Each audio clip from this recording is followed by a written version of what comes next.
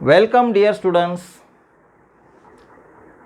In our most popular YouTube channel, Physics Make It Simple, we are meeting together after a long interval of days again. We have already completed rotational dynamics within 20 lectures. Many of you have demanded me, requested me, recommended me to discuss a chapter wave optics. And so that from today, I am going to discuss with you a very interesting and funny article, wave optics. So before starting directly the wave optics, I want to ask one question to you. What is optics? Optics is a study of light.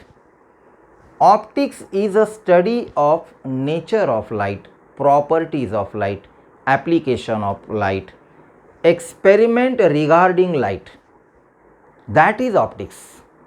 That optics is again subdivided into two branches, that is ray optics and wave optics. What is ray optics? Ray optics, while learning the experiment, properties, nature of light, taking some bigger instruments, bigger optical instruments, bigger size optical instruments like plane mirror, convex lens, concave lens, prism, glass slab. Such a type of bigger optical instruments are taken, and by taking such a bigger size optical instruments and the study of light is done by making use of such a bigger optical instruments. The study of reflection, study of refraction, study of formation of images, study of dispersion, such a phenomenon consult in the term ray optics. That's all. What is wave optics? Wave optics, the experiment is done, the properties of light, nature of light, application of light is to be studied by making use of micro object such as slit of width comparable to the wavelength of light. You haven't understood this. Okay, I will repeat again. Take a slit having very micro width comparable to the wavelength of light. We know wavelength of light is very small, very minute, of the order of 10 to the power minus 10 meter. So use such a type of width whose dimension is in terms of 10 to the power minus 10 meter. That means width of the slit we can able to compare wavelength of light, and experiment is to be done, and we learn experiment such as polarization, interference, diffraction. Such a study, such a phenomenon is studied in the branch wave optics. Have you understood the major difference between ray optics and wave optics? Okay, then we will proceed further. So, at the beginning of the chapter, the book has given some fundamental questions to you. In the section, can you recall? The first question is, what does the formation of shadow tell you about the propagation of light? Formation of shadow, in which condition the shadow is formed? See here, the shadow is formed on the board shadow of my hand is formed on the board. Why this happen? When the light is incident on my hand is opaque. Opaque? It is not transparent. So the light is not transferring through such an opaque object. Light is not able to propagate through such an opaque object. And since it is not able to propagate, the shadow is appearing. Simple. Shadow is appearing. This is the case. The next question. What is the next question? What are the laws of reflection and refraction? We have already learned what is meant by reflection. Reflection means nothing but the bouncing back the ray of light when the light is incident onto the reflecting surface. See here, I have drawn the diagram here. This is the incident ray and this is reflected ray. Both are in the same medium. Incident ray and reflected ray both are in the same medium. Here, incident angle I is equal to reflected angle R. This is the first law. The second law is that this is the imaginary perpendicular line to the reflecting surface. We call it as normal. So incident ray, normal and reflected ray lie in the same plane. This is the second law. So which are the two laws? Incident angle is equal to reflected angle. And second law, incident ray, reflected ray, normal lie in the same plane. This is the laws of reflection. Then what is laws of refraction? What is refraction actually? For the refraction phenomenon, we require two media. Two media. For reflection, we require one medium. So refraction exists if and only if two media is there. So suppose this is the rarer medium of refractive index N1. This is a denser medium of refractive index N2. A ray of light is propagating from rarer medium into the denser medium. Then when the ray of light propagates from one medium to another medium, then the direction of the light changes. It bends towards the normal or away from the normal. We call it as refraction. So what happens here? When the ray of light transfer from rarer medium into the denser medium, then it bends towards the normal, because it is moving from rarer to denser. But when it moves from denser to rarer, then it moves away from the normal. Suppose the light is moving like this, from denser to rarer, then it moves away from the normal. Here in the diagram, it moves from rarer to denser, dear student. So incident angle is I, refracted angle is R. And the relation of refraction is studied by making use of Snell's equation, that is N1 sin I is equal to N2 sin R. N1 and N2 are the refractive indices of two media respectively. By making use of this relation, we can write what? Sin I, we can write like this. Sin I upon sin R is equal to what we get? Sin I upon sin R is equal to N2 upon N1, which is equal to what? Refractive index of second medium with respect to first. Refractive index of second medium with respect to first. And this sin I upon sin R, this ratio remain constant. We call it as refractive index of the second medium with respect to first. That is the thing. This is the first law. The second law is similar as that of reflection. That is what? Incident ray, refracted ray and normal lie in the same plane, that is in the vertical plane. So this is all about laws of refraction. Then the second question, the fourth question, the third question is, what are electromagnetic waves? Electromagnetic waves. Electromagnetic wave is a wave which is transverse in nature, which is in the form of transverse wave. Electromagnetic wave has two vectors, that is what, see here, electric vector, this is electric vector, this is magnetic vector. This electric vector and magnetic vector is exactly perpendicular to each other, and this is the direction of propagation of wave. This is the direction of propagation of wave. This is electric vector, this is magnetic vector, and the wave is propagating like this, like this, like this.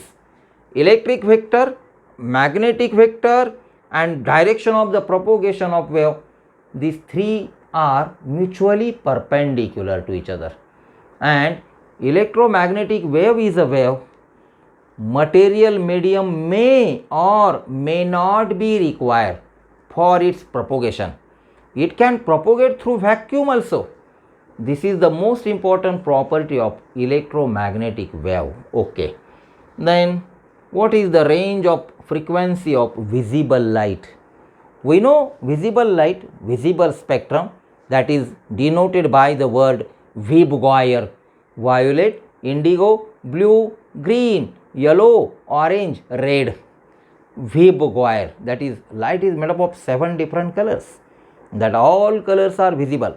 So the frequency range of this visible light is 4 into 10 raised to 14 hertz to 8 into 10 raised to 14 hertz. This is the range of frequency of visible light. I will repeat again. 4 into 10 raised to 14 hertz to 8 into 10 raised to 14 hertz. This is the frequency range of visible light. Okay. Then next one, what is meant by phase at a point along the path of a wave? What is phase? Phase is nothing but the state of oscillation. Phase suggests the displacement and position of the point at a particular time. We call it as phase. Phase at a point along the path of a wave. When the wave is propagating like this, then at a particular time, what is the position of the point? What is the displacement of the point? That is suggested by the angle. We call it as phase of a wave. Phase at a point along the path of a wave. So after learning this basic concept regarding wave optics, then we'll start. This is the introductory part regarding wave optics. Then we start nature of light. What is the nature of light? So Newton is the first scientist who studied the nature of light. The first article that I have already written on the board, that article is what? Corpuscular nature of light. I have already written the board for your convenience.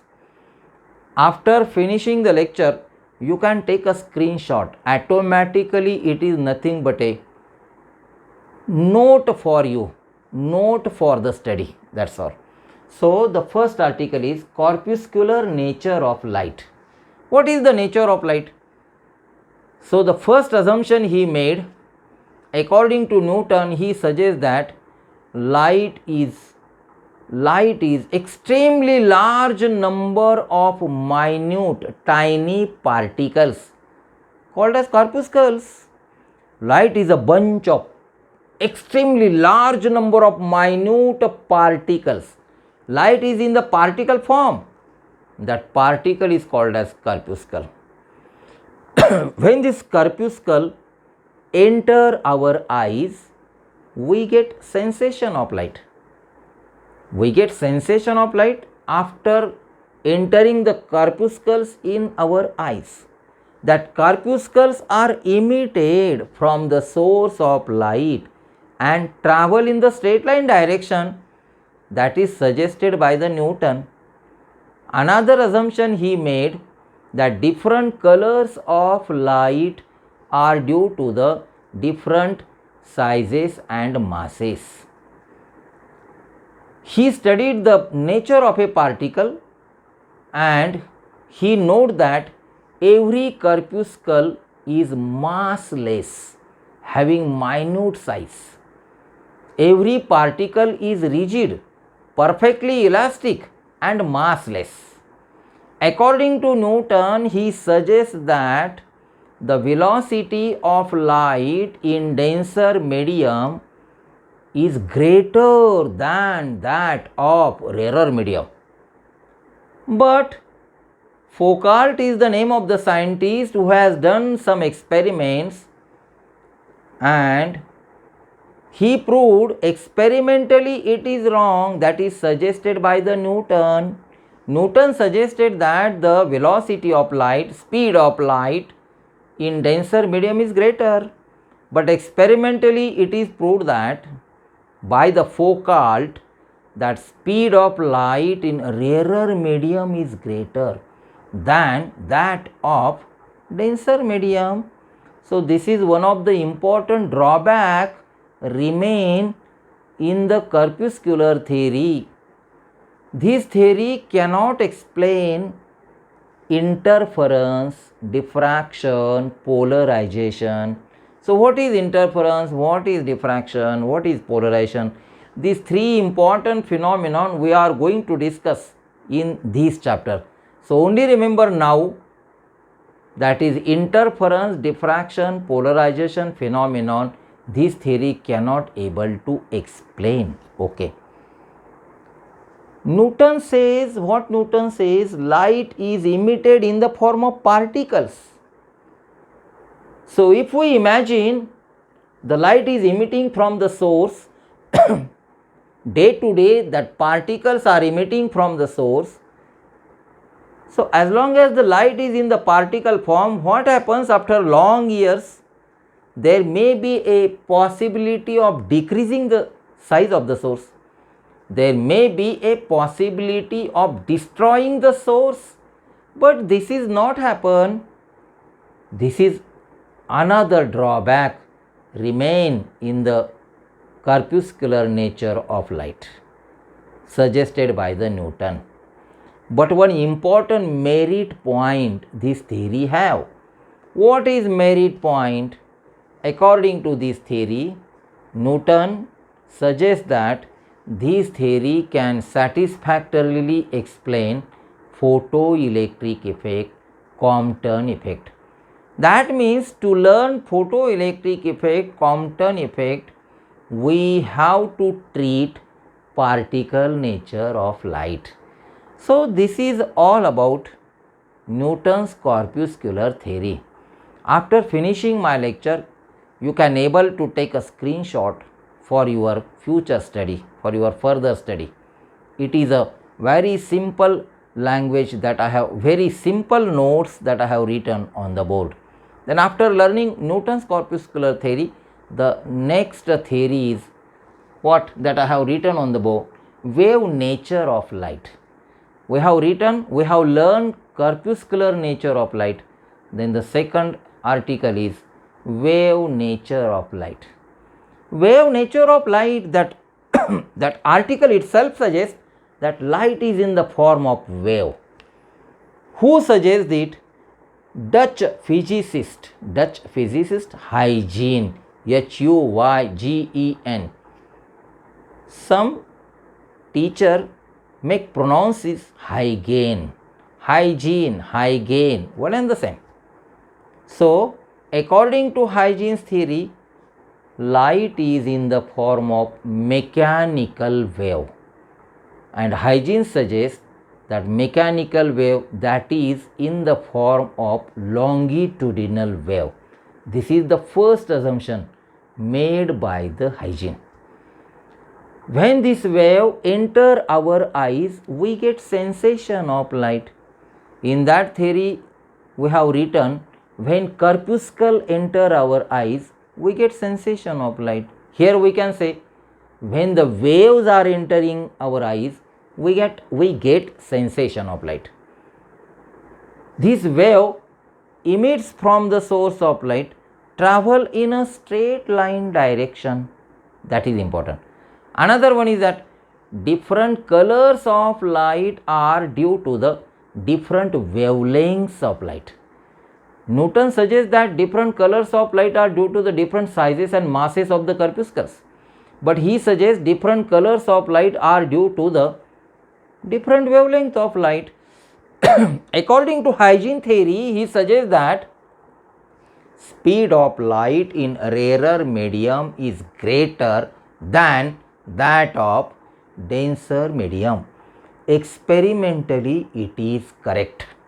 So, this is the merit, advantageous point of Huygens wave theory. According to this theory can satisfactorily explain interference, diffraction, simultaneous reflection and refraction. This is a merit point.